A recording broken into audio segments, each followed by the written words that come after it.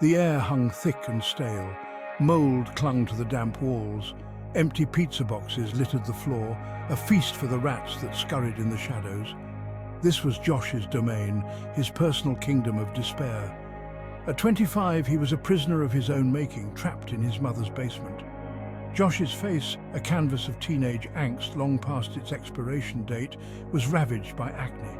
Each pimple seemed to throb with a life of its own. His greasy, unwashed hair clung to his head like a tangled web. He hadn't seen the sun in days, maybe weeks. He spent his days hunched over a flickering computer screen, the faint glow illuminating the desperation in his eyes. The world outside, with its demands and expectations, was too much for Josh. Down here, in the darkness, he could be anyone he wanted, or so he thought.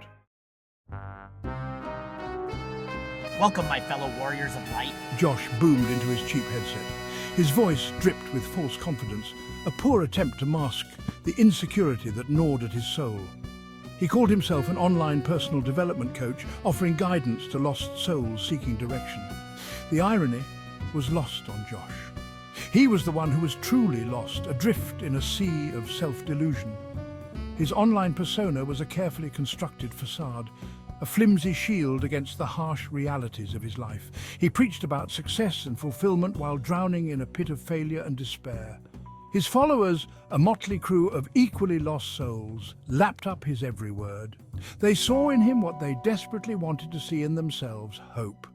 But Josh had no answers, no solutions, no real wisdom to offer. He was a fraud, selling a dream he himself could not attain. The few dollars he made from his online endeavors were quickly spent on junk food and energy drinks, fueling his descent further into the abyss. Travis, Josh's older brother, was everything Josh was not.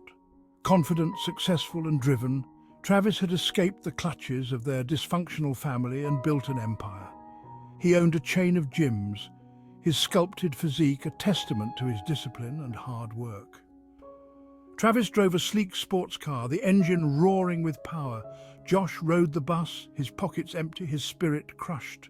Their paths, once so closely intertwined, had diverged, separating them by a chasm of success and failure. Josh, I want to help you. Please, let me. Travis tried to reach out to his brother, to offer him a lifeline out of the darkness. But Josh, consumed by envy and resentment, pushed him away. He couldn't stand to be around Travis, a constant reminder of his own shortcomings. The brothers, once inseparable, were now strangers, bound only by blood and a shared history that haunted them both. Section 4. The Fall. The descent was slow at first, almost imperceptible, but gravity, like despair, is a powerful force. Josh's online world, his only solace, began to crumble around him. His followers, sensing his lack of authenticity, drifted away. The money dried up. Desperation clawed at him. He needed an escape, something to numb the pain, to silence the voices in his head that whispered of his worthlessness. Drugs became my refuge, a chemical blanket that shielded me from the harsh realities of my life. I started with marijuana, then moved on to harder substances, chasing a high that always seemed just out of reach. My life, once a stagnant pool of despair, became a raging torrent of addiction. I lost everything. My computer, my meager possessions, my dignity. I was homeless, sleeping on park benches and scavenging for scraps. My once clear skin was now a canvas of track marks, a testament to my fall from grace. Section 5. A Brother's Hand. Travis, his heart heavy with sadness, had been watching from a distance. He couldn't bear to see his brother destroy himself. He knew he had to do something, anything to save Josh from himself. One rainy night, I found Josh huddled under a bridge, his body racked with chills and withdrawal. The sight of my brother, once so full of life, now a broken shell of a man, shattered my heart. Josh, I said softly, my voice filled with compassion. It's time to come home. I looked up, my eyes filled with a mixture of shame and defiance.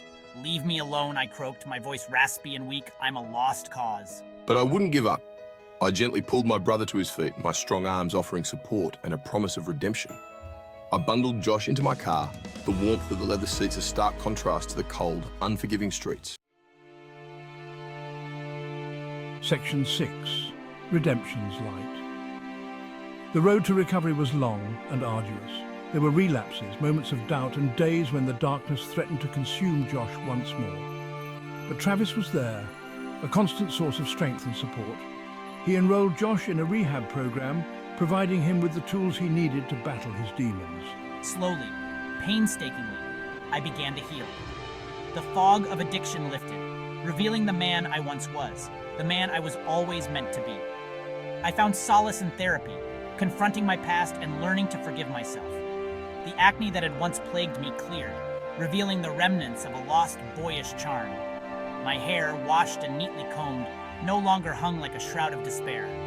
I started working out at one of Travis's gyms, my body, once weak and emaciated, slowly regaining its strength. The journey was far from over, but Josh had found his footing. He had rediscovered hope, a flicker of light in the darkness that had once threatened to consume him.